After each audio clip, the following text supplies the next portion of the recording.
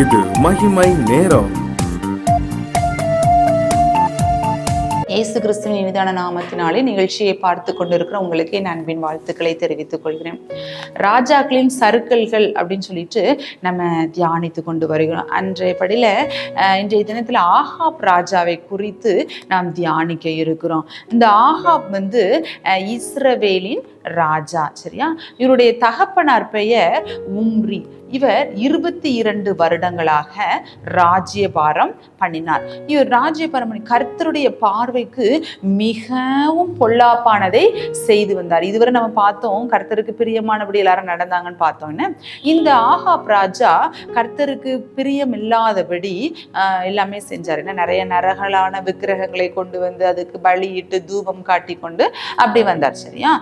இதற்கு மேலாக இவர் செய்தது காணாதுன்னு சீதோனியரின் ராஜா ஏத்பாகாலின் குமாரத்தி ஏசபேலையும் திருமணம் செய்து கொண்டார். என்ன, இந்த ஏசபேல் கர்த்தருக்கு ரொம்ப பொல்லாததாய் இவங்க செஞ்சாரு. அவங்கள மனைவியாக வைத்திருந்தார். அதனால இன்னும் ஆண்டவருக்கு பொல்லாங்கானதை இவர் செய்ததாக, ஆண்டவருடைய பார்வைக்கு பொல்லாப்பானதை இந்த ஆகாப் ராஜா செய்ததாக நாம் பார்க்கலாம், சரியா? இந்த ஆகாப் ராஜா ஆண்டவருக்கு பிரியமில்லாததை செஞ்சவர் தான், சரியா? ஆனாலும் ஆண்டவர் எல்லாரையும் கண் நோக்கி பார்த்து கொண்டு இருக்கிறார். என்ன, இந்த ஆகாப் ராஜாவோட ராஜ்ய பாரத்துல இந்த பெனதாத் அப்படிங்கிற ஒரு சீரிய ராஜா சொல்றாரு, உன்கிட்ட இருக்கிற வெள்ளி பொண்ணெல்லாம் என்னுடையது, உன்னுடைய குமாரத்திகள் ஸ்திரீகள் எல்லாம் என்னுடையவர்கள் அப்படின்னு சொல்லிட்டு ஒரு கடிதத்தை அனுப்புறாரு. என்ன, அப்போ சொல்லிவிடும் பொழுது இவர் என்ன பண்றாரு, ஏன்னா யுத்தம் வந்துடக்கூடாதுன்னு சொல்லிட்டு இந்த ஆகாப் ராஜா என்ன சொல்வாரு, ஆமா என்னுடைய பொன் வெளிலாம் உம்முடையதுதான், என்னுடைய குமாரத்திகள் எல்லாமே உங்களுடையதுதான் சொல்றாங்கன்னு. இப்ப திருப்பியும் அந்த பெனதாத் ராஜா என்ன அனுப்புவார் அப்படின்னா, நாளைக்கு நான் ஒரு ஆளை விடுவேன், நீ என்ன பண்ணணும், அந்த வெள்ளி பொண்ணு உன்கிட்ட இருக்கிற உன்னுடைய குமாரத்திகள் ஸ்திரீகள் எல்லாரையும் எனக்கு நீ அனுப்பி தரணும்னு சொல்லிட்டு கேட்பாரு. பார்த்தீங்களா, நமக்கு உரியதை நாமளே எடுத்து கொடுக்குற சிச்சுவேஷன் ஆகிற மாதிரி அவர் கேட்கிறார், சரியா?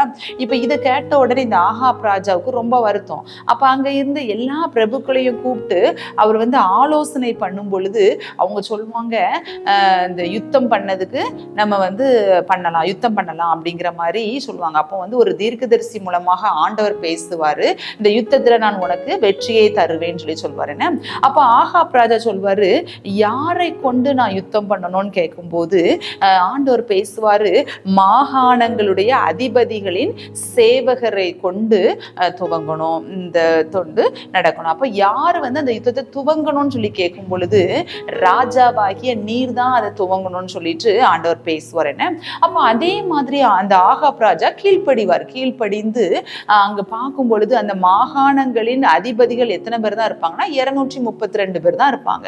அந்த 232 பேரை வச்சு இவங்க இந்த ஆகாப் ராஜா அந்த யுத்தத்தை தொடங்கி, ஆனா அங்க ஆப்போசிட்ல யாரெல்லாம் இருக்காங்கன்னா பெனதாத் ராஜா அவரோட கூட 32 ராஜாக்களை அழைத்து கொண்டு வந்திருப்பாரு, சரியா? ஆனாலும் இது ஆண்டவர் நான் ஹெல்ப் பண்ணுவேன்னு சொல்லியிருக்காருல்ல, சோ இந்த ஆகாப் ராஜாக்கு இந்த சிச்சுவேஷன்ல வெற்றி கிடைக்குது, சரியா? வெற்றி கிடைக்குது. பெனதாத் ராஜா ஓடி போயிட்டாரு. இப்போ இந்த தீர்க்கதரிசி மூலமாக ஆண்டவர் பேசுறாரு, அடுத்த வருடமும் இதே மாதிரி யுத்தம் நடக்கும். இப்ப போன பெனதாத் மறுபடியும் அந்த சீரிய ராஜா போர் தொடுத்து வருவாரு, அப்பவும் நான் வெற்றியை தருவேன்னு சொல்லிட்டு ஆண்டவர் பேசுறாரு, சரியா? வெற்றி நீ பெறும் பொழுது இந்த எல்லாரையும் அழித்திடணும் அப்படின்னு சொல்லிட்டு ஆண்டவர் சொல்லியிருப்பார், சரியா? இப்போ எல்லாத்தையும் அழித்ததாக நினைத்து இருக்கும் பொழுது இந்த பெனதாத் ராஜாவோட போர் வீரர்கள் கொஞ்சம் தந்திரமா ஒரு 2 பேர் என்ன சொல்லுவாங்க, உம்முடைய சகோதரன் இந்த பெனதாத் ராஜா உயிரோடு இருக்கிறாரு அப்படின்னு சொல்லிட்டு ரொம்ப சோகமா சொல்லும் பொழுது இந்த ஆகாப் ஆக்சுவலா என்ன பண்ணியிருந்திருக்கணும், கோபம் அடைஞ்சு அந்த பெனதாத் ராஜாவை கொண்டிருக்கணும்னா கர்த்தருக்காக பக்தி வைராக்கியம் பாராட்டி இருக்கணும். ஏன்னா ஆண்டவர் இவருக்கு அவரை தோற்கடித்து வெற்றியை கொடுத்திருக்கிறாரு. என்ன. ஆனா அது இல்லாம இந்த ஆகாப் என்ன சொல்வார் அப்படின்னா, பெனதாத் உயிரோட இருக்கிறானா, அவன் என்னுடைய சகோதரன், அவனை அழைச்சிட்டு வாங்கன்னு சொல்லிட்டு உயிரோட விட்டுருவாரு. சரியா? அப்ப ஆண்டவருக்கு இது ரொம்ப பொல்லாப்பானதாக, இந்த மாதிரி ரொம்ப கோபம் வரும்னு ஆண்டவர் தனக்கு விரோதமாக இந்த ஆகாப் ராஜா துரோகம் பண்ணினதாக அவருக்கு கோபம் வரும். சரியா? அநேக வேளைகள்ல இந்த இப்படி நம்மளுக்கு ஒரு பழமொழி கூட உண்டு, துஷ்டனை கண்டால் தூர விலகுன்னு இருக்கும்னு. நம்ம இந்த பெனதாத் ராஜா மூலமாக தான் யுத்தமே வந்துச்சு. ஆனா இந்த ஆகாப் ராஜா மனம் பதறி என்ன பண்ணிருவாரு, அவர் என்னுடைய சகோதரன் அப்படின்னு சொல்லியிருப்பாரு. அதுல ஒரு அழகா ஒரு வசனம் இருக்கும், அந்த அவருடைய வாய்மொழிகளை அவர்கள் பிடித்து கொண்டு உங்களுடைய சகோதரன் உயிரோடு இருக்கிறான்னு சொல்லிட்டு அவர்கள் சொல்வார்கள். சரியா? பிரியமானவர்களே, ஆகாத சவகாசம் நம்மளை தீய வழி, ஒரு பிரச்சனையில நம்மளை மாட்டி விடுகிறதாக இருக்கிறது அப்படின்னு சொல்லிட்டு ஆல்ரெடி நம்ம யோசபாத் ராஜாவை குறித்து நம்ம தியானிக்கும் போது நம்ம பார்த்தோம்.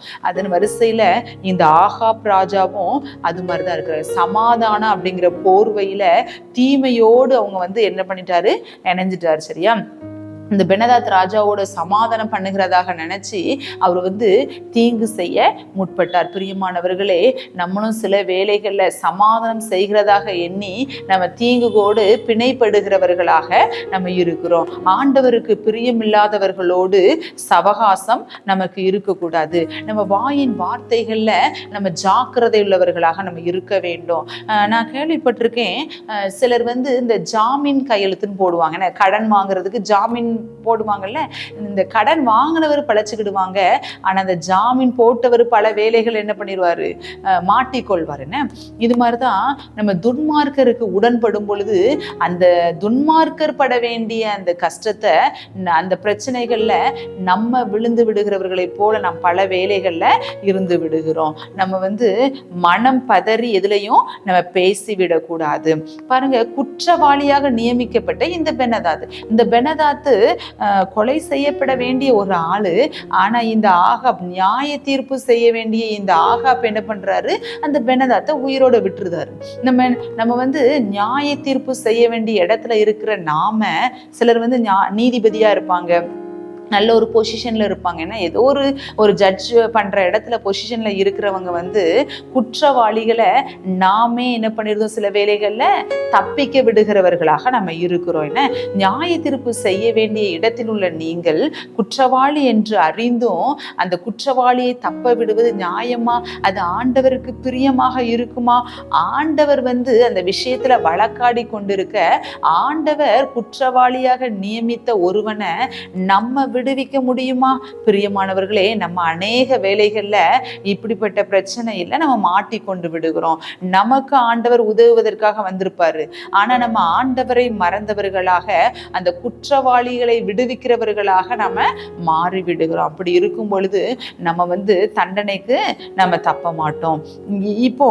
இந்த ஆகாப் ராஜா இப்படி பண்ணதை குறிச்சு இந்த தீர்க்கதரிசிகள் சொல்லும் பொழுது, நீர் இப்படி பண்ணிட்டீங்க அப்படின்னு சொல்லும் போது, இந்த வார்த்தைக்காக இந்த ஆகாப் ராஜா மனம் வருந்தலைன்னு, ஐயோ நம்ம இப்படி பண்ணிட்டோமே, சாரி ஏசப்பா என்னை மன்னிச்சிருங்க அப்படின்னு சொல்லிட்டு, ஐயோ ஆண்டவரே என்னை மன்னிச்சிருங்கன்னு அவர் கேட்கல. அவருடைய மனதுக்கு சலிப்பும் விசனமுமா இருக்கும். சரியா?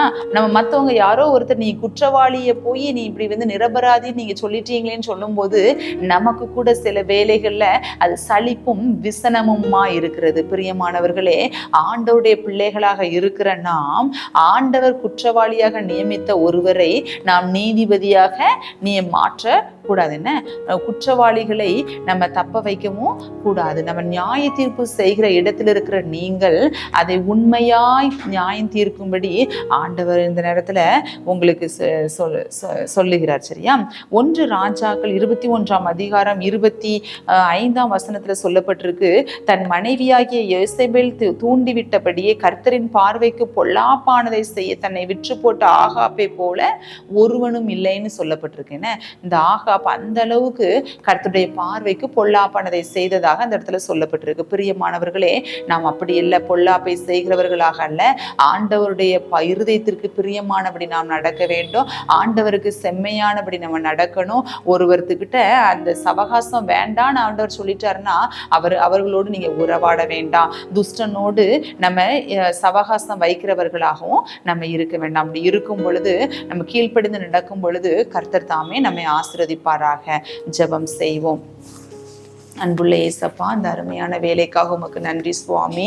அப்பா, நீங்க எங்களுக்கு கொடுத்திருக்கிற நல்ல இந்த பொசிஷனுக்காக, பதவிக்காக நன்றி ஏசப்பா.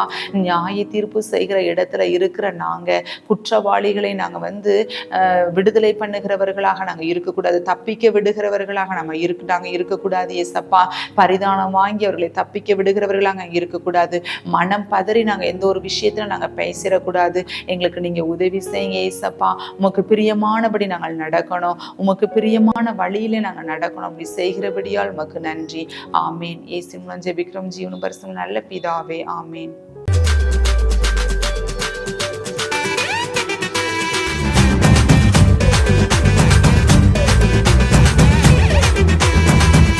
மகிமை மகிமை